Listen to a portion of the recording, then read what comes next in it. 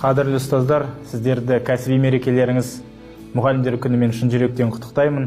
Ұстаз деген киелі ұғым, барлығымыз ұстаздарға қарыздармыз. Сіздердің істеп жатқан еңбектеріңіз ұланғайыр.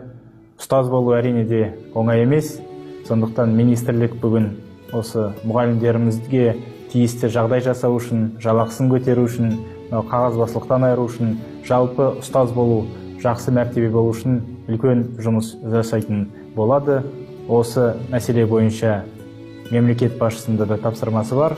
Осы мерекемен сіздерді құттықтай отырып, сіздерге отбасыларыңызға амандық, мықты денсаулық, тек қана жақсылық тілеймін. Шығармашылық табыс тілеймін. Еліміз аман болсын. Осылай білім саласы гүлденіп, әрқашанда биіктен көріне берейік.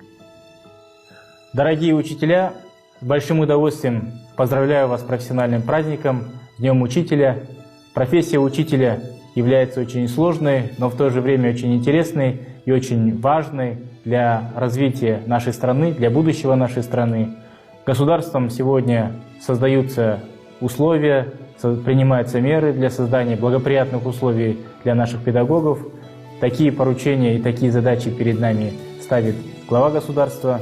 И сегодня Министерством образования и науки предпринимаются дополнительные меры для увеличения заработных плат, меры по снижению отчетности, в целом для того, чтобы создать достойные условия для работы наших коллег. И хочу вас еще раз поздравить с этим замечательным праздником, пожелать вам крепкого здоровья, благополучия, успехов, благодарных учеников и больших творческих достижений.